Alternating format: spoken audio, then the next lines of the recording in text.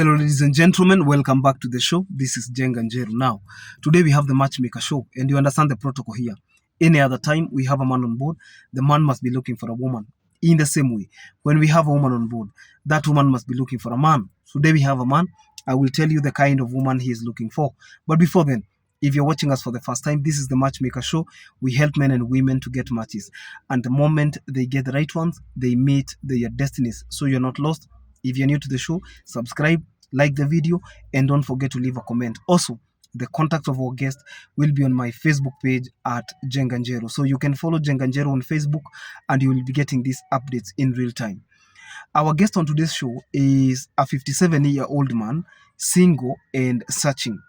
You could be asking yourself, why is a 57-year-old man single? Why is he single? What kind of a woman is he looking for? And questions like that. Those are the questions we attempt to answer on the show. And then we can be able to decide whether or not you will be interested in the guest. Our guest is Mr. Moturi Robin, and he is a man who was through a very heated divorce. And it reaches a point where people realize in marriage that that arrangement cannot work. It reaches a point where both parties decide to agree to disagree. Because if you live with a toxic partner, if you live with a partner who is toxic, a partner who does not appreciate you, a partner who does not put in the effort, a partner who is not even interested in matters conjugal, then you are in for a very rude shock, because that is not the very intention of marriage. So there are people who feel the abuse, and the moment they feel the abuse, they cannot take it anymore. There are people who decide to give it time, and as long as the time they give it is over, they are just ready to walk away. They are ready to throw in the towel, and they call quits. Okay, so our guest on today's show is a man who has gone through divorce, and he says it was heated because the wife was, like, he had married from a family. He says he had married from a well-to-do family, and he was coming from a family that was not well abled. So most of the resources they were having as a family were originating from the wife's side. So when the wife filed for divorce, she filed for everything. She literally wanted everything, from their home to their vehicles to every investment they had, citing that even after the many years of marriage, that the guy did not have form, and the guy came to that marriage formless. And therefore, every kind of insight, wisdom, knowledge, understanding, anything to do with money can be credited to the wife and her family. For that reason, she wanted everything, and so it was a heated divorce. He says he cannot deny the fact that the wife has helped. In fact, most of the business ideas that came to work, like most of the business ideas that worked, originated from the wife and the in-laws, because they had been in business for many years. So they knew the do's and the don'ts of business. They knew when inflation was kicking in. They knew when an economic meltdown was setting. And they even knew when one was about to experience an economic holocaust. So the wife played a vital role in him being who he is. He doesn't deny that fact. However, he feels that with time, he became disrespected. And one of the reasons why most men want to marry women who are either at their level or slightly lower than them is so that they can be able to assert their dominance. For a woman, I don't know whether you were able to watch an interview with one of the, I think it was Mongaiv. She was speaking to another girl, and that girl, you could see the pride. That girl is, that video is trending, saying that, if she does not get a man who can give her 500,000 urgently, then what are they doing together? If and you see, they are discussing men in terms of value, monetary value. That if a man ati ukikuja na ka 80,000 kako, mtasaidiana aje? And these are the very girls who are raised in the village. Wasichana hata wanajaribu kuoga sahi, hata accent haijaisha. Hii accent ya Kikuyu na sijui ya mahali umetoka haijaisha. You are trying to cope with city life, but the standard is out of the village, out of the window. Are you getting the point? So there are these women who actually come from a very good family. You took her, well, you could not even take her on a date, and that woman accepts you. I am telling you, she will accept.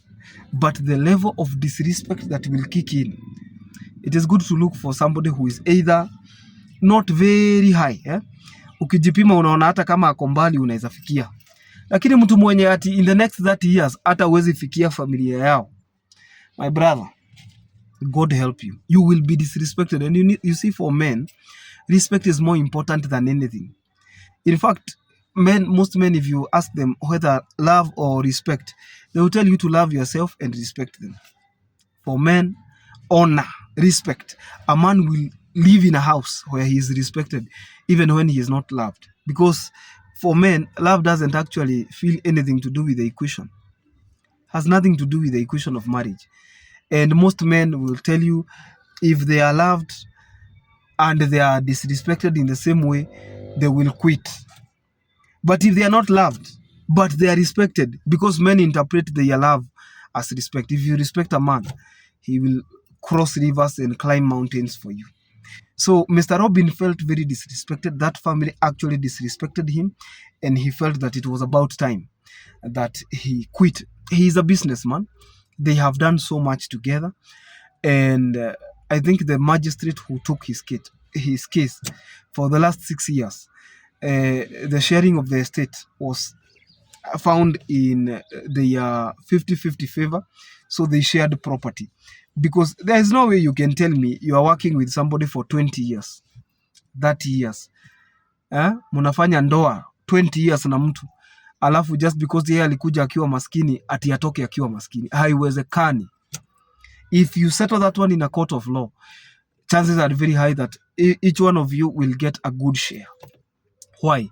Because you cannot waste somebody's 20 years. Na hapa kwetu hata ni watu hawakwangi serious. If you can be able to erect a case, a very strong case, if you can be able to establish a good case, back it up within the jurisdiction of the rule of law, you are going to at least get something. Mtu anakuzalisha watoto hivi 3 4 alafu anakurusha nje. Who does that? Mtu anakuzalisha watoto alafu anakurusha nje. Sasa tutasaidiana aje? Mtu akuzalisha alafu akurushe nje. Does it even make sense? Unazalia mtu miaka 20 alafu anakurusha nje. You should find a very good lawyer. Find a very good lawyer and then you get represented, because mtu anakuzalisha anaenda huko nje. Mtoto ni wake. Ati upendi mambo mengi. Huyo mtoto akikosa a good education utamwambia ni mambo mengi huko unataka. Let people be responsible. The same way this court found in the favor of them both. Wakaambiwa hakuna venye unaweza tumia mtu yeye hajafanya kitu ingine to generate income. Amekuwa hapo kwa hiyo ndoa, hamjafanya kazi ingine. Yes, umempea idea. Unajua kuna watu pia wanakuanga na bahati zao. There are people who are naturally lucky. They come into your lives and you start succeeding. They come into your life and you are never the same. So that is Mr. Robin is looking for a woman who is between the ages of 45 and 60. Okay, between 45 and 60, a woman who is not willing to get babies, a woman who can cope in business, and a woman who is doing something, a woman who at least yeye akikuja anaweza sema hizi vitu ni za watoto wako, hizi vitu ni za watoto wako. Na huyu mtu mwenye anamwambia ati alikuja akiwa maskini, she is not appreciating the fact that this guy came in as a managing director, so he is educated, he has poured his education into that business, and then you want him to walk scot. People joke a lot in this country.